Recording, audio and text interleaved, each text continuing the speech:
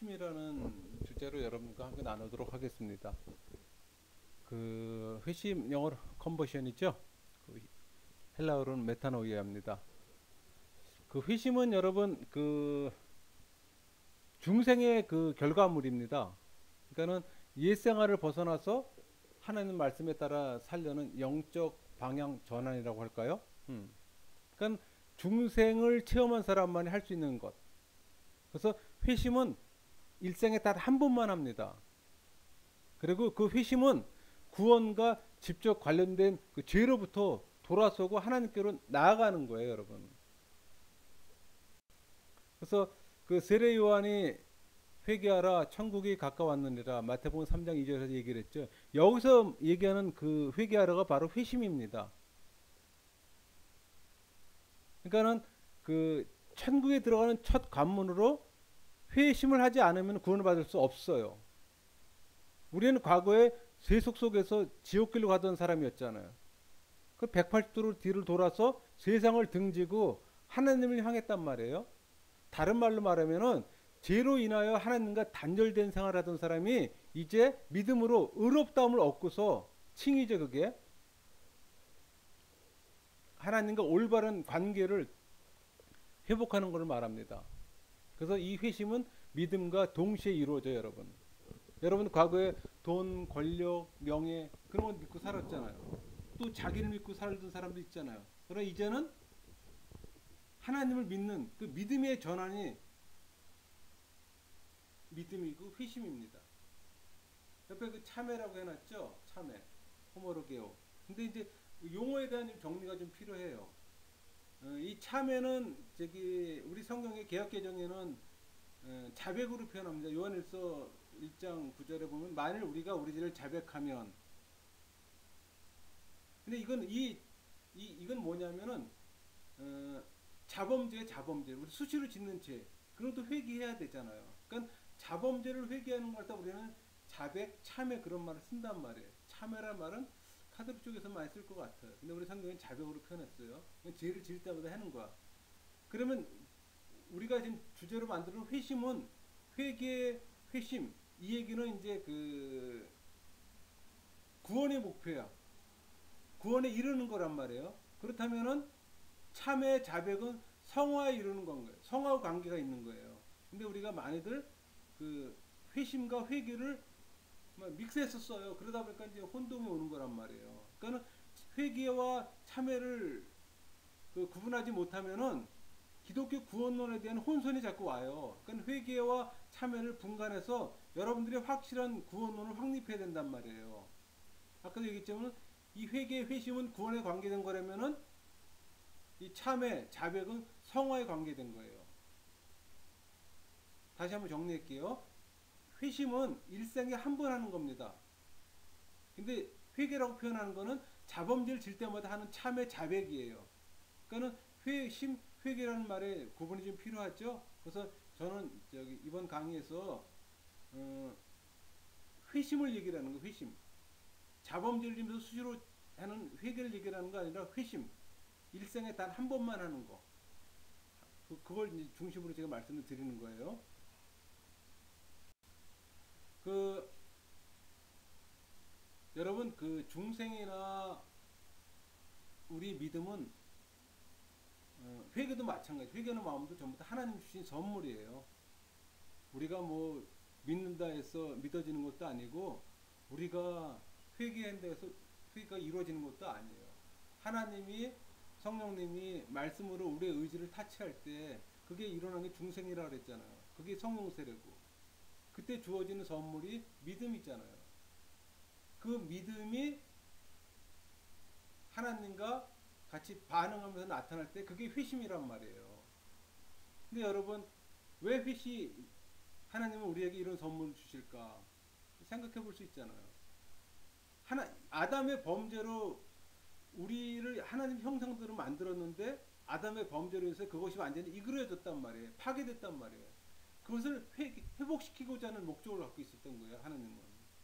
그래서 회심을 통해서 하나님께 완전히 돌아서고 돌아서는 것은 외면적인 것뿐이 아니라 내면적인까지 완전히 바뀌라는 얘기예요. 완전히. 그러니까 회개의 그 회개, 뭐 회심을 정의를 이제 부연 설명한다면은 정신뿐만 아니라 우리 영혼뿐만 아니라 행위까지도 완전히 갱신되어야 되는 거예요. 그리고 하나님 심판에 대한 두려움, 그걸로 인해서 우리 자범죄에 대한 그 자백 참여가 수시로 일어나야 되는 거예요. 그렇죠?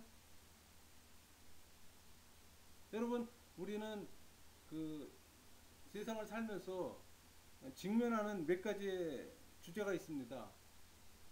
뭐 죽음, 심판, 죄, 하늘나라. 근데 여러분, 이게 우리가 할 수 있는 게 아무것도 없어요.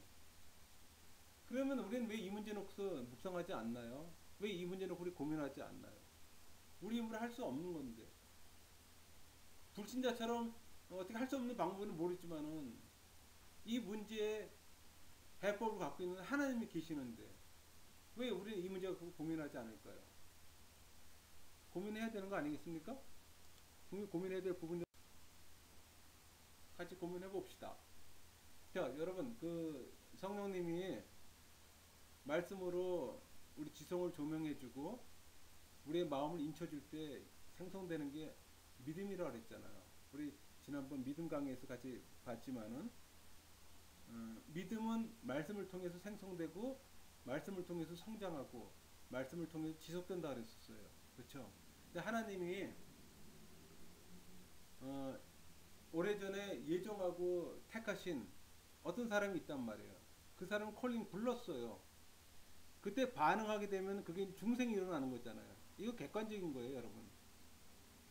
그리고 그 중생을 통해서 믿음이라는 선물을 받잖아요.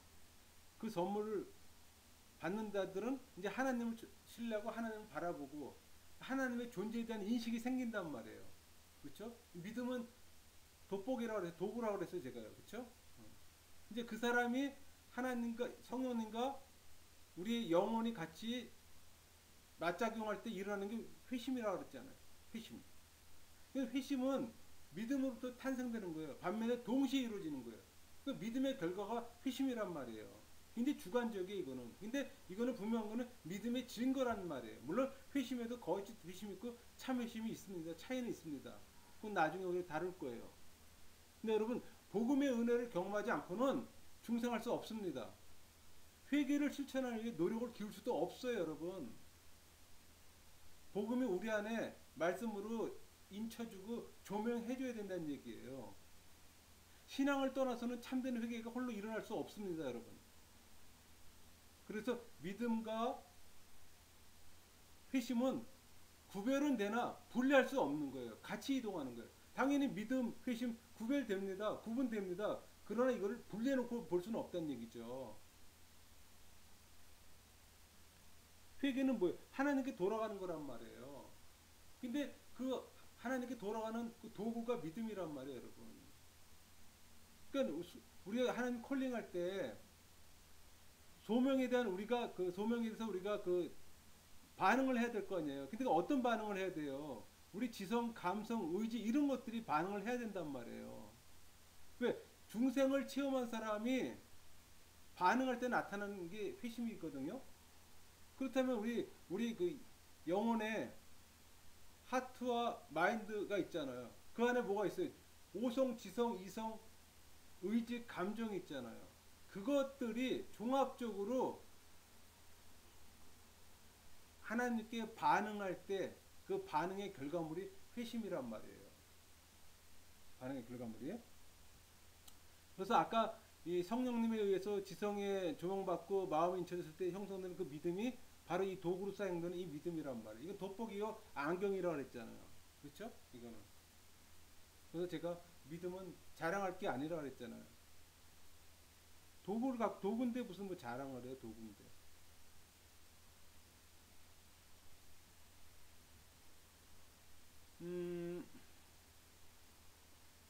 여러분, 여러분이 이 회심은 하나님을 두려워할 때 생깁니다. 왜 그러냐면은, 아까도 제가 얘기한 것처럼 우리는 죽음의 문제라든가 심판의 문제, 죄의 문제, 하늘나라 이런 문제를 놓고서 이제 고민하게 되잖아요. 그럼 당연히 우리는 나중에 심판 때에 쓰게 되잖아요. 그러면 우리 영생으로 갈 것인가 영벌로 갈 것인가 딱 두 갈래 길만 있잖아요. 그럼 내가 만약에 영벌로 간다고 생각 한번 해보세요. 얼마나 두렵습니까? 많은 사람들이 무지해서 지금 전부 다 그냥 영생으로 갈 거로 생각을 하는데 천국은 좁은 길이라고 표현하잖아요. 성경에서. 아무나 갈 수 있는 길이 아니잖아요. 그냥 교회만 열심히 다닌다고 갈 수 있는 길이 아니잖아요. 성령 세례 받은 사람만이 중생하고 회심한 크리스찬만이 갈 수 있는 길이 영생의 길이잖아요. 근데 그런 것들이 하나님에 대한 아까 네 가지 문제한 그런 죄에 대한 두려움, 심판에 대한 그런 두려움이 있을 때 그 회심이 작용을 해요, 여러분. 그 회심은 믿음의 결과잖아요. 성화도 믿음의 결과입니다. 그러니까 중생한 사람이 믿음이란 선물을 받아서 그것이 회심으로 작용하고 그 회심이 이루어진 사람은 당연히 성화 길로 가는 거예요. 죽을 때까지. 죽고 나서 영화로 바뀌잖아요. 그러니까는 소명에 대한 부르심에 대한 그 우리 전인적 반응, 아까도 얘기했던 영혼이 반응할 때 일어나는 거라 그랬잖아요. 그러면 중생을 체험한 사람만이 회심할 수 있는 거예요. 그렇죠? 누가 나 죄를 회개한다? 아니에요. 그거는 성령의 도우심이 없는 회개는 아까 얘기했처럼 참회, 자백이에요. 그거는 지금 제가 얘기하는 회심이 아니에요. 회심은 성령의 작용이 없으면 이루어지지 않는 거란 말이에요. 그러니까 우리가 그 용어에 대한 개념을 바로 알고 있어야 돼요. 회심하고 회개하고 그냥 믹사해서 쓰는 경우들이 많단 말이에요. 회심은 이례적이라면 회개는 반복적으로 자범죄에 대해서 수시로 해야 하는 거거든요. 근데 그걸 믹스하다 보니까 그냥 이 구원론에 대한 개념이 막 달라지는 거죠. 여러분 그 회개도 두 가지가 있습니다. 율법의 회개, 복음의 회개 있습니다. 뭐 굳이 이걸 뭐 이렇게 표현을 해놨지만은 굳이 뭐 한마디로 정리를 한다면은 율법의 회개는 그 불안한 상태에서 빠져나오지 못합니다. 그러나 복음의 회개는 그리스도가 피난처가 되시는 거예요, 여러분. 그러나 이 율법의 회개나 복음의 회개나 다 복음적 회개로 봅니다.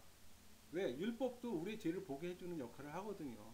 물론 율법이 복음의 회개만큼 그런 그 어떤 걸 제공하지는 못하지만은 저것도 우리의 죄를 보게 하고 우리의 죄를 보게 한다는 건 무슨 얘기예요? 우리 죄를 보게 한다는 것은 하나님을 안다는 얘기예요, 여러분. 하나님을 알지 못하는 사람은 율법 회개도 못해요. 하나님의 존재 인식이 있을 때 율법을 보는 거고 그 율법을 통해서 나의 죄를 회개하는 거란 말이에요. 그러면 저것도 복음적 회개로 인정해 줘야 되는 거거든요. 저것도. 그렇죠? 자, 회심에 한 네 가지 특성이 있습니다. 그러니까는 뭐 구별성부터 볼까요? 중생하고 회심. 그러니까 칭의도 구별되고 중생과도 다르다. 당연히 다르죠. 그러나 내면의 변화에 대한 하나님의 재창조 행위는 동일한 거예요. 분명히 그 중생을 거쳐 회심하는 거니까. 그게 물론 논리적인 순서입니다. 그건 뭐 시간적인 차이가 아니라 논리적으로 구분하기 위해서 이제 우리가 설명을 하는 거예요. 근데 그 믿음 형성할 때 그 의롭다 칭함받는 것이 또 칭이잖아요. 그러니까 믿음과 칭이 같이 맞작용하는 거예요. 그거 자체가 회심 그래서 성화가 이루어지는 거고 같이 작용하는 거란 말이에요. 협동성 중생까지는 성령님의 독자적인 사역이에요. 그러나 회심은 성령의 사역과 우리 영혼이 같이 동시에 협력해서 이루어지는 사역이란 말이에요. 그게 이제 차이가 되는 거예요. 그 다음에 의식적인 방향 전환을 표현해 놨는데 하나님에 대해서 인식하게 되고 하나님과 교제를 하게 되는 그 교제를 이제 지향하는 거죠. 과거에는 세상 것을 추구했다면 이제는 하나님을 바라보고 하나님 쪽으로 나아가는 거란 말이에요. 의식적으로. 근데 내 힘으로 하는 것이 아니라 내 안에 있는 믿음이 내 안에 계신 성령님의 도움으로. 반복성은 아까 회심은 평생에 한 번 하는 거라 했잖아요. 물론 회심은 한 번 했지만은 우리 안에 회개는 반복적으로 일어나야 된다는 얘기예요. 뭐 그걸 참회니 자백으로 표현했지만은 뭐 회개로 자꾸 표현을 하니까는, 그러니까는 반복적으로 이루어져야 돼요. 일회성의 컨버션 회심은 한 번이지만은 이 참회, 자백 이런 것들은 계속 이루어져야 되잖아요. 그렇죠? 그래서 양심의 회개와 복음의 감화에 의한 그 믿음으로 이제 구분되기도 해요. 그 자체가. 그래서 그 실질적으로 이제 우리가 이런 용어들이 바로 좀 정립이 돼야 돼요. 그래야지만 이제 우리 기독교 안에서 쓰는, 특히 구원론에서, 구원의 여정에서 많은 그 논리적 단계들이 있거든요. 그 단계들에 대한 인식이 잡혀야 되거든요. 그 자체가. 그 회심에는 두 요소가 있는데 회개하고 믿음이에요. 근데 믿음은 여러분 신앙하고 같이 동의어로 씁니다. 근데 회개는 불신자가 죄로부터 돌아서는 거라 그랬잖아요. 근데 믿음은 그리스도를 아는 지식이라 그랬어요. 그렇다면은 회개는 우리의 그 영혼 안에 지성, 감정, 의지가 복합적으로 작용하는 거예요. 반면에 믿음은 예수 그리스도에 대한 지식이잖아요. 그리고 우리 안에 있는 감정이, 기쁨과 감격들이 예수님만을 의지하고자 하는 그 의지적 결단들이 의지하고 같이 동시 작용하는 거란 얘기예요. 그러니까는 무슨 얘기인가 하니, 이쪽 그 마인드 쪽의 그 지성, 오성, 이성이나 하트 쪽의 의지와 감성이 같이 복합적으로 믹스해서 작용하는 거예요. 이것이 성령하고 같이 연합 작용할 때 나타나는 결과가 회심이에요. 그러니까는 회심은 방향의 전환이라고 했잖아요. 하나님과의 적대 관계에서 우호적 관계로 변화되는 관계 개선이란 말이에요. 그러니까 죄로부터 돌아서는 거예요. 하나님께로. 근데 회심의 요소는 지성, 감성, 의지가 복합적으로 동원돼야 된다고 얘기를 했어요. 전인격적으로 작용해야 된다는 얘기예요. 그 얘기는. 그러니까는 성경에서 예를 들면은 그 아브라함이 갈대아 우르에서 아비 본토 친지 집을 떠나서 가나안 땅으로 왔잖아요. 그게 바로 회심이에요. 우리가 굳이 여기다 적용을 한다면은 사복음서의 탕자 귀환도 마찬가지예요. 아버지에게 재산을 미리 유산 받아갖고서 외국에 나가서 화랑방탕 썼잖아요. 다시 돌아오는 거. 죄 속에 살다가 다시 돌아오는 거. 그게 이제 여기 회심이라고 볼 수가 있어요. 그러나 여러분, 회심은 했지만 여전히 우리는 죄인입니다. 신자들 속에는 그 죄는 지배력을 분명히 잃었습니다. 사단의 지배력은 잃었어요. 그러나 여전히 죄는 우리 안에 살아 있어요. 왜? 악한 속성 때문에. 그래서 오죽하면은 어거스틴은 유교계의 질병을 죄라고 하지 않고 연약이라고 표현해서 연약함. 저도 그 용어는 좀 좋아해요. 연약함에 우리의 의지가 굴복하고 동의할 때 죄가 된다는 거예요. 그래서 회심은 완전성이 아니에요. 그 완전성을 우리가 완전하다는 환상에서 벗어나야 돼요. 그 완전성이라는 환상에 절대 반대합니다. 많은 사람들은 중생하고 회심하면은 상당히 그 선한 위치로 많이 간다고 생각하는데, 물론 선해요. 많이 선해졌어요. 또 성화를 이뤄서 우리가 점점 거룩해지고 하나님의 성품을 닮아가잖아요. 그건 오랜 시간 동안 우리가 하나님 말씀, 기도 이런 훈련이나 교육의 과정을 통해서 성숙돼 가는 거잖아요. 그게 전제가 돼야 된다는 얘기죠. 그냥 우리가 중생하고 회심했기 때문에 모든 것이 이루어지는 것이 아니라, 그 바른 믿음을 가지려면 세 요소가 갖춰야 됩니다. 첫째는 그 예수님에 대한 참된 지식인데, 이 예수님에 대한 참된 지식은 그 성령님을 통해서 그 말씀이란 매개체를 우리 의지로 타치하면서 형성되는 믿음이잖아요. 근데 그거로서는 온전한 믿음이라고 얘기할 수가 없어요. 요건 중생의 과정이잖아요. 그렇죠? 근데 우리는 지금 회심을 공부하고 있단 말이에요. 근데 회심은 이 믿음하고 우리의 영혼하고 서로 연합해서 만들어내는 결과물이라고 그랬단 말이에요. 그런 이 감정적 동의나 의지적 신뢰는 결국 우리의 오성이, 이성, 지성, 오성이나 의지나 감정이 작용을 한 거란 얘기죠. 무슨 얘기인가 하니 중생을 통해 얻어지는 믿음에 나의 그 동의와 실천이 수반되는 하나님과 나와의 협력 작업의 결과물이란 얘기예요.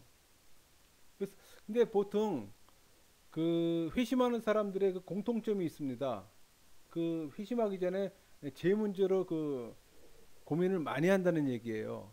물론 하나님 말씀을 접하는 시간, 그러니까 듣고 보고 하는 시간이 많았다는 얘기죠. 여기 지금 사도 회심의 예로서 사도 바울 다메섹 도상, 사도 바울이 다메섹에서 예수님 만난 사건 있잖아요. 이런 것들은 사실은 급진적으로 만난 거거든요. 루터도 마찬가지고. 반면에 어거스틴이나 조나단 에드워드 같은 경우 보면은 어거스틴 같은 경우는 그 당시 그 굉장히 이 로마서 13장 13절 14절의 말씀처럼 살았다는 거예요. 그러니까 그렇게 살던 그런 사람에게 성령님께서 하나님의 말씀으로 그 사람을 터치한 거란 말이에요. 그러니까 하나님의 방법이죠, 그거는. 그래서 이 사람이 중생하고 회심의 사건이 일어났던 거예요. 또 조나단 에드워드 같은 경우도 뭐 마찬가지겠지만은 디모데서 1장 17절 갖고서 이분을 또 타치한 거란 말이에요. 성령의 사역은 다양합니다. 방법도 다양한 거고. 그러니까는 이런 것들이 온전하게 형성될 때 그게 이제 바른 믿음이라는 거예요. 그러니까는 중생을 통해서 형성된 믿음이 우리의 영혼과 같이 연합해서 협력 작업해서 이루어지는 그 결과물로 그런 믿음이 진짜 온전한 믿음이라는 얘기예요. 아까도 이런 그 회심의 과정이 뭐 바울이나 루터처럼 급진적으로 이루어진 사람도 있지만은 칼빈처럼 서서히 그 회심한 사람도 있어요. 그건 뭐 개인차가 있는 거죠. 자, 회심. 뭐 회심하기엔 당연히 성화에 들어기를 가기 때문에 회심 성화를 같이 놨습니다. 왜냐면 칭의와 성화를 다룰 때 중생하고 회심이 같이 맞물리는 거기 때문에 교리적으로 이제 그냥 같이 놓는 거예요. 그럼 회심한 사람에게는 두 가지 현상이 나타나요. 하나는 죄 죽임, 하나는 영 살림. 죄를 죽인다는 거는 죄에 대한 인식을 하는 거 이제는. 과거는 죄에 대한 인식이 없었어. 하나님 심판에 대한 인식도 없었어. 근데 이제는 죄에 대한 인식, 하나님 심판에 대한 인식이 우리 안에 일어나는 거예요. 그래서 그 우리 영혼이 죄를 싫어하는 거야. 무서워하는 거야. 피하는 거야 이제는. 반면에 영살림. 과거에 사단의 지배를 받던 영이 죽어있던 영이 성령의 지배를 받는 거예요. 그러면 이제 영이 살아나는 거죠. 이제 기능이 활동하기 시작하는 거예요, 여러분. 그렇지 않겠어요? 죄죽임의 그 죄죽임하고 영살림은 회심의 구성 요소라고 그랬잖아요. 근데 그리스도 안에서 거듭나고 회심에 있어서 믿음은 굉장히 중요한 역할을 합니다. 믿음은 도구라고 그랬죠. 제가 돋보기라고 그랬잖아요. 그러니까는 전에는 죄를 인식하지 못했지만 이제는 믿음으로 죄를 인식합니다. 과거에는 죄의식을 빠져 좌절하고 그랬지만 이제는 과거에는 하나님 들어왔던 사람이 이제는 하나님의 선하심을 보고 하나님 바라보고 일어나요. 힘도 내, 용기도 회복하고 그냥 말하자면 죽었다 살아나는 거예요, 여러분. 영이 살면은 예수님을 통해서 우리가 하나님 자비와 은혜와 구원을 깨닫게 돼요. 예수님이 이 땅에 오신 큰 사역 중 하나가 뭐예요? 하나님을 계시하는 거잖아요. 또 하나님과 연결 다리를 만들어주는 거잖아요. 과거는 하나님 앞에 나가지도 못했고 하나님 무슨 사랑, 은혜 받기도 어려운 이제는 예수님이 다리를 만들어 주시기 때문에 하나님의 은혜도 경험하고 하나님의 사랑도 경험하고 거기다 이제 구원까지 우리한테 주시잖아요. 이 놀라운 거잖아요. 그래서 여러분 이 영이 살면은 믿음에서 일어나는 위로가 생깁니다. 기쁨이 생겨요, 여러분. 기쁨이 일어나요. 근데 그 위로는 거룩하고 경건하게 살려는 우리의 그 열망이 생겨요. 그 열망은 열정을 만듭니다, 여러분. 그 열정을 일으키고 그 열정은 결국 예배로 드러나요. 예배를 사모하게 되는 거야. 그게 공예배건 개인 예배건 그 예배를 사모하는 마음이 일어난단 말이에요. 우리 안에서. 그냥 예배가 습관적으로 하는 예배가 아니라 그 예배에 사모하는 마음이 생겨요, 여러분. 예배에 사모하는 마음이 생겨요, 그게. 그냥 예배가 습관적인 예배가 아니니까 그 자체가. 여러분 죄죽임의 중요한 부분 하나 자기 부인입니다. 자기 부인. 물론 죽임과 살림, 죄죽이고 은혜 살리는 게 복음의 은혜를 경험하지 않고서는 중생할 수 없다 그랬잖아요. 또 회심의 열매를 만들 수 없다 그랬잖아요. 저 자기 부인은 내 안에 성령님이 들어오시잖아요.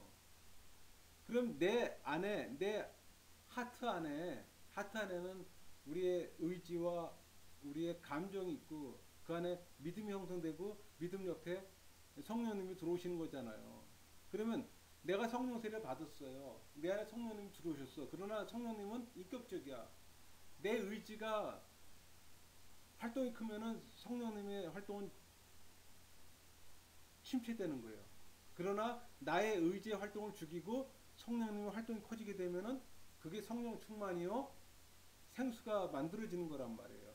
그럼 우리 어떻게 돼? 자기 부인해야 되는 거예요. 자기 부인한다는 얘기는 성령님의 활동을 키우는 거란 말이에요. 내 안에 성령님의 활동이 커지면 어떤 결과가 나와요? 내가 올바르게 살려고 그러고 바른 삶을 살게 되고 거룩한 삶을 살게 된단 말이에요. 왜? 성령님은 속성이 거룩이란 말이에요. 그러면 우리가 어떻게 돼? 의를 붙잡는 그 줄 잡고 사는 거 있잖아요. 우리는 계속 그 안전줄 그 줄 놓지 않기만 하면 돼요. 그 줄만 잡으면 우리는 의를 추구하고 의를 사랑하게 되고 결국에는 의의 종이 되고 의의 도구가 되는 거예요. 그렇죠? 또 자기 분하게 되면 굳이 저렇게 올바른 사람 아니어도 의를 추구하게 돼 있단 말이에요. 왜? 의를 추구하던 자기 이기심 쪽을 달리건 둘 중에 하나거든요. 그럼 다음번에 얘기할 거예요. 그러면 이제 그게 이제 결국 의를 추구하는 사람은 결국 의를 그 줄을 붙잡어. 그 줄을 안 놔. 제가 이제 묵상하는 사람들도 그런 얘기들 많이 해요. 묵상 줄을 놓지 마라. 물론 어떤 상황에 따라서 묵상을 못하는 날도 있다. 때로는 마음이 분주해서 성령의 내적 음성을 못 들을 때도 있다. 그러나 묵상의 줄을 놓지 마라. 그 줄을 놓게 되면은 영영 못하게 된다. 그러나 그 줄을 잡고 있으면은 다시 돌아온다. 그런 얘기를 제가 많이 하거든요. 여러분, 하나님께서 여러분을 말씀으로 여러분을 중생시키고 여러분에게 믿음을 주고 여러분을 회심시켜주는 목적이 뭐겠어요? 하나님이 왜 그렇게 하겠어요? 하나님의 형상을 회복시키기 위해서 그래요. 여러분은 하나님이 이 세상을 창조할 때 그 아주 완벽한 퍼펙트한 걸작품으로 창조를 했어요. 완전 무결한. 이 표에 보면 완전 무결한 최고의 상태라고 했잖아요. 피조물 중에 최고의 걸작품을 만들었어요, 여러분을. 그리고 그 영혼 안에 불멸의 영혼도 집어넣고 하나님의 형상을 그대로 그 안에 집어넣어줬단 말이에요. 하나님의 형상이 뭐예요? 진리와 순결한 의와 거룩함이란 말이에요. 근데 그걸 집어넣어줬다면 근데 어떻게 됐어요? 아담이 타락으로 길을 걷잖아요.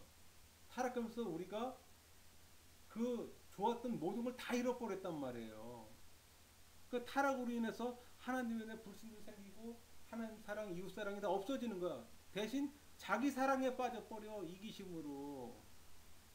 그래서 여러분 우리 인간에 대한 바른 인식이 필요해요. 근데 왜 하나님께서는 우리를 중생시키고 회심시키고자 하는 거 아니?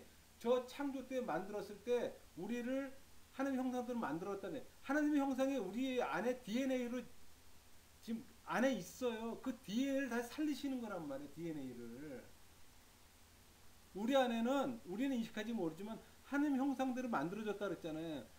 하나님의 진리, 순결한 의, 거룩함이 우리 안에 있단 말이에요. 그걸 다시 회복시키는 거예요. 그런 의도에서 하나님께서 중생하고 회심시키는 거거든요. 여러분을.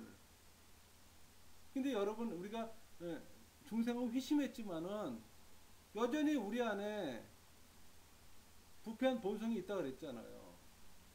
그렇죠? 여러분이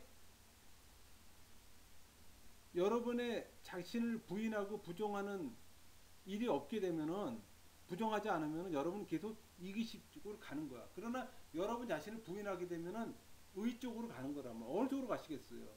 의 쪽으로 가시겠어요? 이기심 쪽으로 가겠어요? 간단해요. 여러분의 의지를 마음껏 쓰느냐 아니면 성령님을 마음껏 활동할 수 있게끔 우리의 의지를 죽일 것이냐 그거 차이예요. 회심은 중생이라고도 합니다. 왜? 중생하고 회심하고 같이 일어나기 때문에. 근데 아까도 얘기했지만은 하나님이 인간 창조할 때 그 아담에게 이해력과 감정과 분별력 좋은 건 다 집어넣어줬어요. 그냥 그 영혼 안에. 하물며 예수님을 스스로 하나님을 스스로 예배할 수 있는 그 은사까지 다 넣어줬다니까요. 그 모든 걸 우리 영혼 안에 다 넣어줬단 말이에요. 이 마인드하고 하트 안에. 그 안에 하나님의 형상이 이렇게 새겨져 있단 말이에요. 아까 얘기했던 진리, 순결한 의, 거룩함 같은 것들이. 근데 여러분, 인간이 하나님의 형상에 따라 지음받았다는 얘기 성경에 많이 나오잖아요. 그렇죠? 근데 뭘 보고 알 수 있을까요? 그거? 근데 알 수 있는 게 있어요. 이걸 보면 알 수가 있어요. 여러분, 타락했던 우리 인간이 예수님을 영접함으로 인해 중생하잖아요. 그리고 회복되잖아요. 그거 보면 알 수 있는 거예요. 우리가 하나님의 형상대로 지음받았다는 사실을 그거 보면 알 수가 있는 거란 말이에요. 그러니까 그것 때문에 하나님이 우리를 중생시키고 믿음을 요구하고 회심을 시키고 이런 작용을 하시는 거란 말이에요. 성령님이. 그러니까 우리가 우리 DNA가 하나님의 형상의 DNA가 살아나는 거 우리 안에. DNA가 놀라운 일들이 놀라웠잖아 이거. 뭐 SF 영화 보는 것 같아요? 아니잖아요. 놀라운 일을 하잖아요 지금. 그래서 죄 죽임은 자기를 부인하고 십자가를 지고 주님을 따라가는 거예요. 십자가를 지고. 그건 나를 죽여야 되잖아. 내 죄를 죽여야 되잖아. 내 죄를 죽인다는 거는 내 욕심나는 내 이 의지의 그 작용도 죽여야 된다는 얘기예요. 그리고 내세를 묵상하고 천국을 소망하는 이런 것들이 우리 안에 일어나야 된단 말이에요. 여러분은 어때요?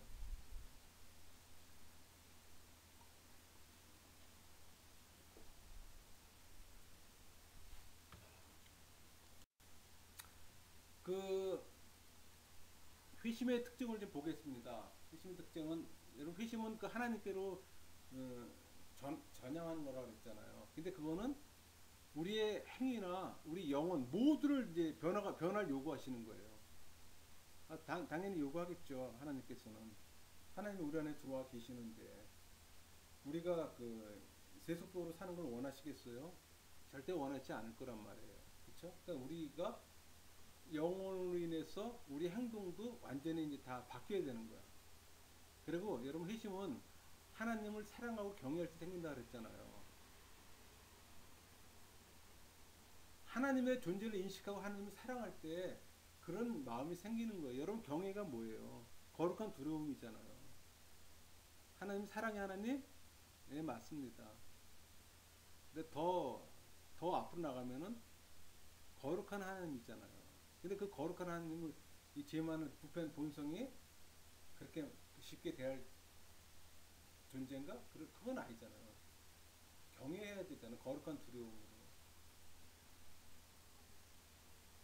근데 여러분 우리가 그 회심하려면은 아까 제가 네 가지 말씀했잖아요. 죽음의 문제, 심판의 문제, 죄의 문제, 하늘나라의 문제 그런 것들을 항상 생각해야 된단 말이에요. 아니 부패한 본성을 갖고 있는 사람이 어떻게 하나님의 심판에 대해서 어떻게 무감각해요?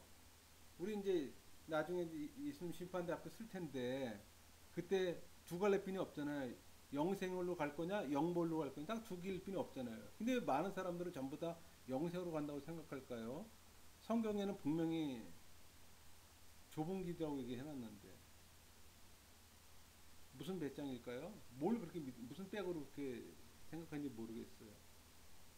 세상 거 다 경험하고 세상 거 다 즐기면서 양다리 거치면서 나중에 간다? 결코 그런 길은 아닐 겁니다. 그게. 그리고 회심은 육을 죽이고 영을 살려야 됩니다. 그렇죠? 간단해요. 죄 죽임이에요. 우리 죄를 죽이고 죄를 멀리하게 되면 우리의 영은 살아나고 우리는 은혜의 삶을 살게 되잖아요. 그렇죠? 하나님 자녀들은 중생을 통해서 분명히 죄의 결박에서 풀려납니다. 그러나 우리가 기억해야 될 건 뭐냐면은 육의 공격으로부터 완전히 자유로운 것은 아니에요, 여러분. 우리 안에는 싸워야 될 요소가 여전히 남아 있어요. 그래서 교육과 훈련이 필요한 거예요. 때로는 성도들이 가끔 육적 욕심의 병에 걸립니다. 정욕, 탐욕, 야심. 뭐 그밖에 죄악을 저질 만한 충동, 뭐 자극 이런 것들 경험하잖아요. 왜? 인간의 본성이 부패하기 때문에 경험하는 거예요, 여러분. 우리가 중생을 회심해서 깔끔하고 깨끗하다? 아니에요. 절대 그렇지 않아요. 절대 그렇지 않아요. 그 큰 착각이에요, 여러분. 그거는. 복음에는 두 요소가 있습니다. 하나는 죄 용서, 하나는 회개. 우리가 복음을 받아들인다는 얘기는 이 두 가지가 작용을 하게 돼요. 죄 용서는 뭐예요? 의롭다 여겨짐을 받는 거예요. 의롭대 우리 보러. 칭이잖아요. 무슨 근거로? 뭐에 의해서? 하나님 자비하심으로. 하나님 자비하심에 의해서 저 죄 용서가 이루어지는 거예요. 그럼 회개는 우리가 믿는다? 그럼 의롭다 얘기하시는 거 아니에요. 이신칭이야. 위에 거는 약간 달라요. 칭의는 독자적인 하나님 거라면은 이신칭의는 우리랑 같이 맞물리는 거란 말이에요. 이신 우리가 믿는 거잖아요. 믿음으로 인해서 의롭다 칭을 받는 거잖아요. 왜? 근거는 뭐예요? 우리 믿음의 결과란 말이에요. 그러니까 위에 거 죄 용서하고 회개가 다르잖아요, 분명히. 뭘로 용서를 받냐? 하나님의 자비하심으로. 뭘로 회개가 이루어지냐? 믿음의 결과라고 그랬잖아요. 그러니까 다르잖아요, 이게 자체가. 근데 물론 여러분 거짓 회개도 있습니다. 로마 카톨릭에서 얘기하는 통해, 고백, 보속, 물세례. 여러분 물세례 받으면 중생한데요. 물세례에서 중생할 것 같으면 뭐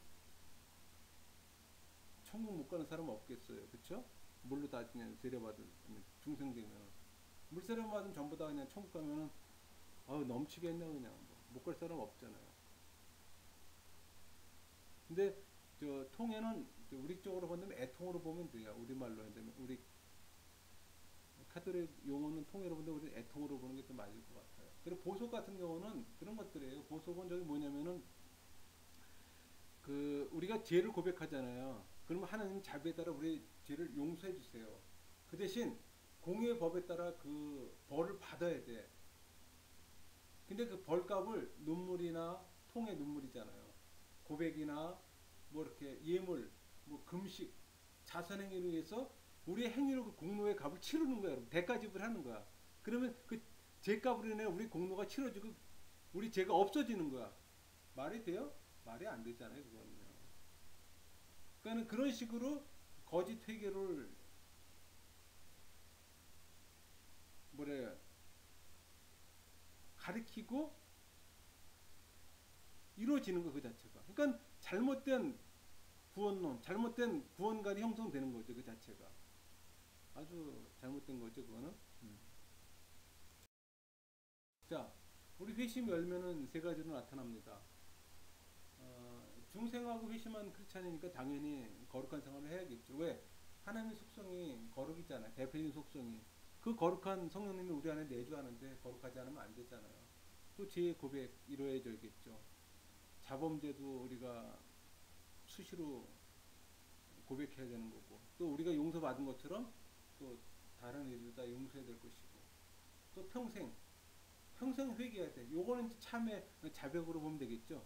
평생 자범죄가 계속 이루어지니까는 육신의 정욕, 안목의 정욕, 이생의 자랑으로 인해서 우리는 계속 그냥 죄를 지을 수밖에 없는, 죽을 때까지 죄를 지을 수밖에 없는 그런 존재거든요. 그래서 죽을 때까지 성화한다는 말이 그 말 아니에요. 계속적으로 이루어진다는 말이에요. 그렇죠?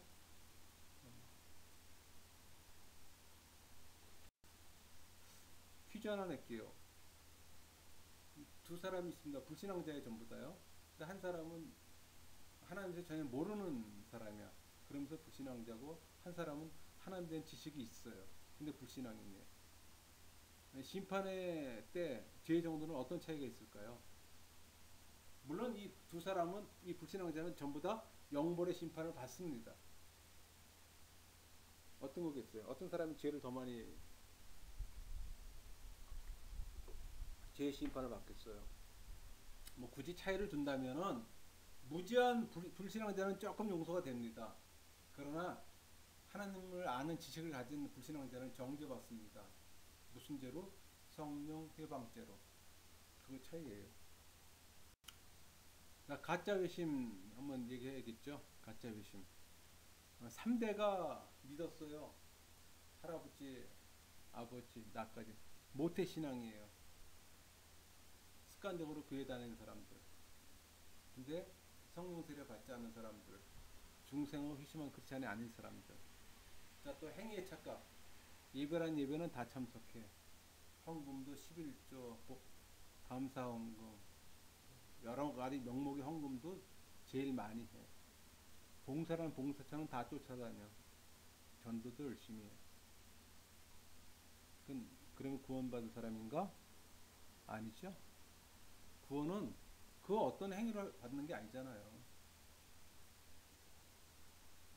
성령께서 말씀으로 우리의 의지를 인쳐줄 때 이루어지는 거잖아요. 중생하고 형성된 믿음으로 성령님과 함께 작용할 때 회심이 이루어진다 그랬잖아요. 오늘 내내 얘기했던 거잖아요. 그러면 이런 것들은 가짜 회심이라는 얘기예요. 물론 아까 가운데 로마 카톨릭 것도 얘기를 했지만 통해 고백, 보석도 얘기했지만 이런 것들은 다 가짜 회심이에요. 근데 이런 착각 속에 살다가 나중에 예수님 심판대 앞에 서면 어떻게 되겠어요? 너는 아웃.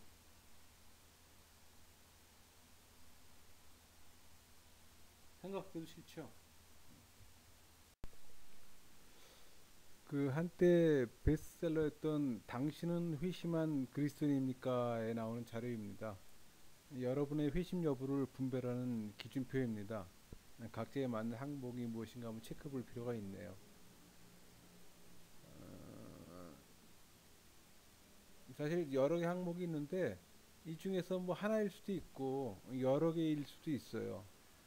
저 같은 경우는 그냥 성령의 내주, 하나님을 아는 지식, 뭐 하나님을 갈망, 이 세 정도가 좀 해당되는 것 같네요. 뭐 개인차가 있는 거니까는 다 틀릴 거라고 생각이 듭니다. 여러분 중요한 거는 회심을 모르면은 신자와 불신자의 차이가 없습니다.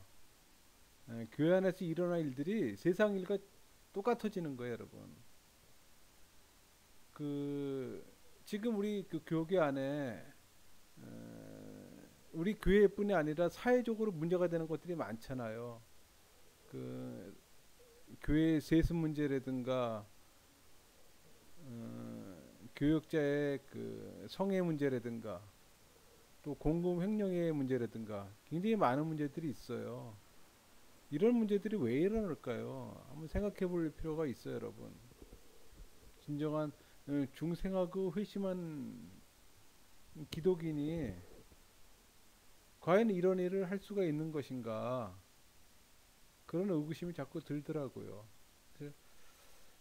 교회 문제로 세상 속에서 이렇게 이슈화 되는 게 좋은 일로 이렇게 그 이슈화가 되면 괜찮은데 부끄러운 일로 이렇게 이슈화가 되니까 안타깝더라고요. 그래서 그 다시 한번 중생하고 회심한 크찬이 어떤 것인가 생각하는 그런 시간이 좀 됩니다.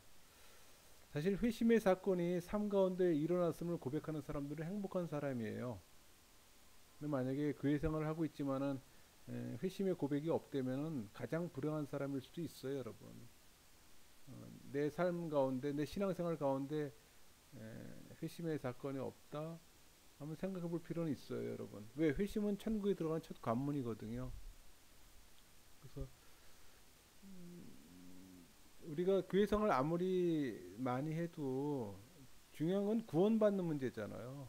근데 분명한 거는 구원의 길은 좁아요.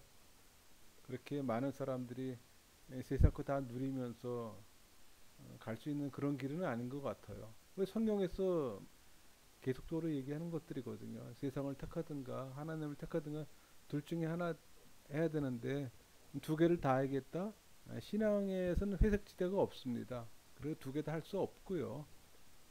중요한 거는 이제 하나님하고의 인격적 관계 그런 것들이 중요하죠. 그냥 오랜 신앙생활에 연륜이 중요한 것이 아니라 하나님과의 교제, 직접적인 인격적인 교제가 이루어져야 된다는 얘기예요. 우리가 흔히들 인격적 교제 얘기 많이 하지만은 그게 결국 중생하고 회심한 크리스찬이 가질 수 있는 것들이거든요.